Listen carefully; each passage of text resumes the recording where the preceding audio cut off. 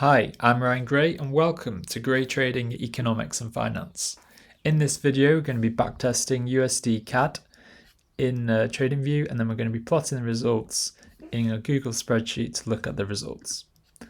So, to begin with, we're going to be using 2022 as the most recent year has come to a close, and then we're going to be going to January and having a look on the daily time frame. This strategy is backtested on the daily, easy to do around a job, and we're just making sure that we have a solid backtest in our collection if you're thinking about buying our strategy.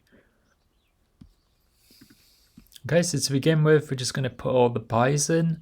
Going to do that in a green line, and we're going to be looking at the bottom indicator. Bottom indicator at the start of the day it forms, but you can get the signal at about 10 p.m. the previous day. So we're going to be plotting the green lines in this one, and then we're going to go and do the red line for the cells. So the green line is plotted on the first impulse of the blue, following the impulse of the orange, which is sell. So we do this to get the backtest for 2022. You can also do backtests going back to 2000 to show that this, to look at the data more closely. We've already done these are the ones we're doing on video, but you can see that this strategy is really good, performs really nicely, steady, seems to perform better than any sort of strategy could on the hourly, yet it's using daily data. Most strategies in Forex don't make 4,000 pips a year. This probably makes about 5,000 pips. So again, it's just goes from strength to strength, this strategy, and you can see it on all pairs that it's doing really well. So I've finished doing the buys. Now I'm going to plot in the reds. This video is just done so that you can see that it's accurate, how the backtest was done. You can then do these yourself if you want to do more years. Shows that the strategy was backtested accurately, and you can see how the strategy works.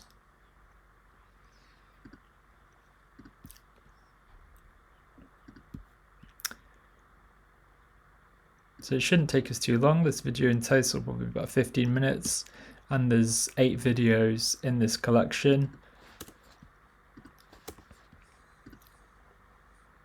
On the right, you'll see the currencies and gold, which we trade. This strategy has taken many years to develop, and it's based on the indicator at the top of the three. That's the 9-state derivative model that was coded by myself. I then applied a stochastic oscillator to the values, and then used a bit more fancy maths to figure out where to buy and sell. It's not quite as simple as just reading a stochastic oscillator. We look at the differences and when they become in a range, and then we look at previous day close and previous day highs and lows. So there is a bit more to it, but in a simple summary, is just where those impulses are. It comes down to that. It's dead easy to read, just looking at the bottom indicator. Okay, so we've done that. We're going to now plot out this. Losses we'll be doing in red. Profits we'll do in green.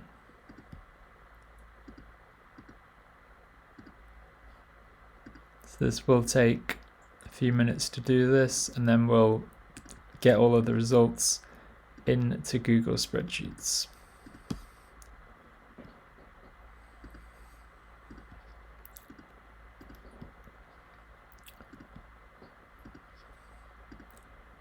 So it's really important to have, so it looks like we've missed one here. So there should be a red line there. So that there.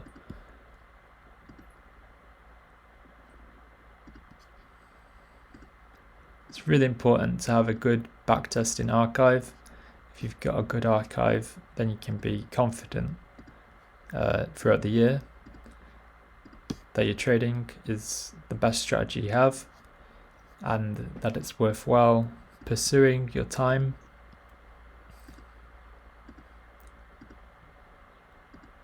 Forex strategy is extremely hard to get one that profitably works across all pairs. You'll see many people try to do it and fail. I don't think many people are successful Forex traders. The statistics show that 90%, 80% of people who trade Forex don't manage to make money. If you do find a Forex strategy that works, it might only work for so many years or only work in a short period. With our strategy, we can backtest it going back for 20 years to 30 years, going back to the 1990s, and you can see that it still works in all of those years. That's one of the strengths of our strategy, that it's backtestable. And it works for more than 1 year. You can see that it works for the whole collection.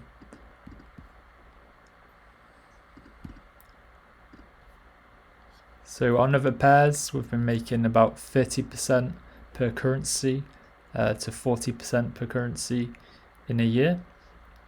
On obviously 8 pairs, you'd probably be expecting to make about 200% to 300%.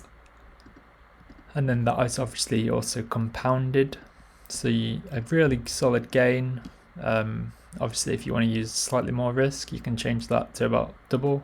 So if the currency moves up 2%, you make 4%, or if the currency moves 1%, you make 2% using 2-to-1 gearing. Doing that, you can probably make about 600% per year. The 600%, and then do that for 2 years, and you should arrive at about £1 million. That is really stable, and that's only 2 years of trading. This is backtestable for 20. So whether you need to use such high risk or low risk, it depends on which way you look at it. I'd classify it as quite low risk, 2% to 1%, because the currencies only move about 1% to 0.5% a day. Crypto moves about 10% some days. So you could argue that crypto is much more risky than what I'm suggesting there.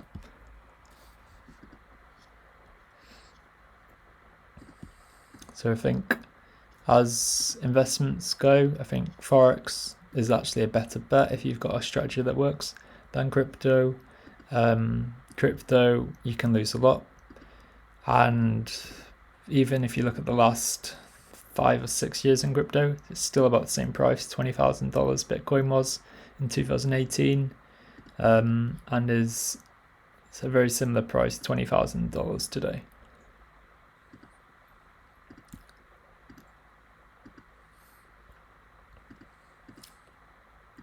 Whereas Forex in 5 years, I estimate it takes 2.5 years to make £1 million, starting with 10 grand using this strategy, 2.5 years. So I don't think you'd probably get to that in crypto without Bitcoin going to 1 million or above. Probably you'd have to go above 1 million to do that, 10 million, which I don't think is really on the cards for Bitcoin in the next 2 years. Okay, so these ones are wins.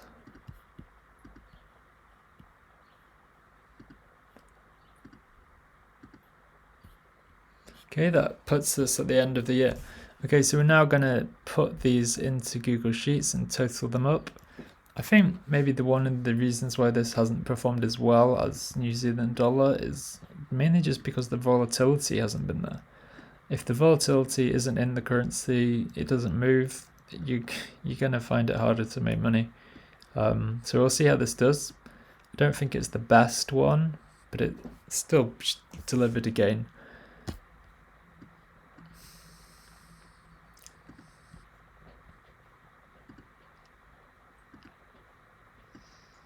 Okay, so we've got minus 0.7.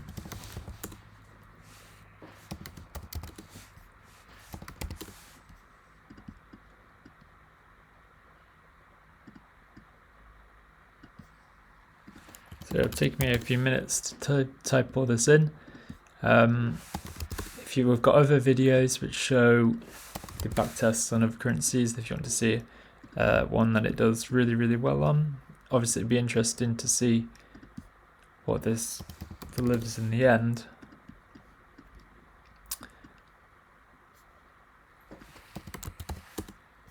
I imagine maybe 12-15% that this will get to. The others have been probably quite a lot higher than that, about 30-35%.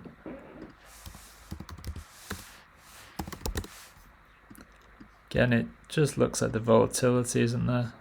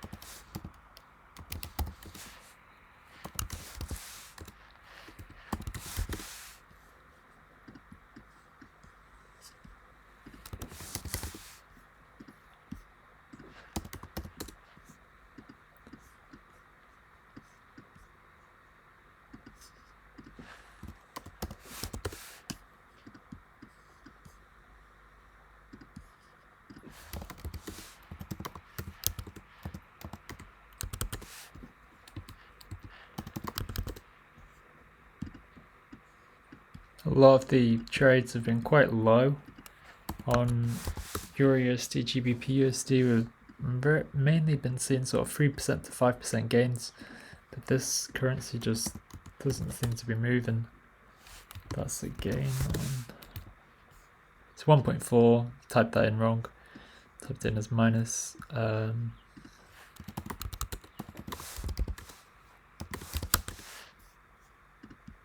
62.1.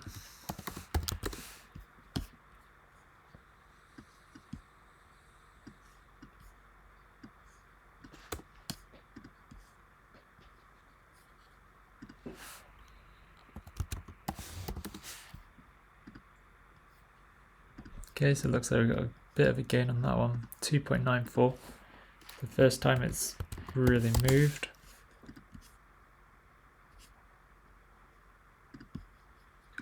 Couple of losses to pick up here.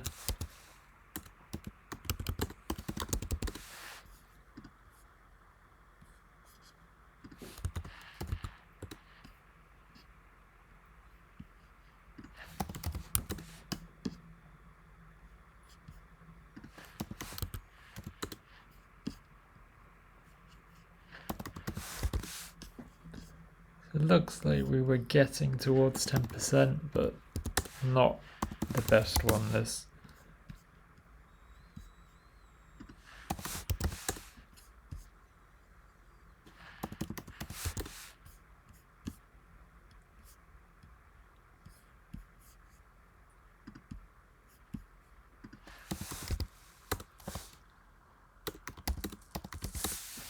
It wasn't the best one, that quite, but it wasn't a disastrous result. The main reason why I think this one didn't perform probably as well is because it's rather been quite a flat year. I don't think any of the results there were really over 2%. On the other charts, we were tending to see 3 or 4%, maybe 5% on certain trades. So I think it's come down to it just not being a very volatile year. Okay, so that's going to conclude this video.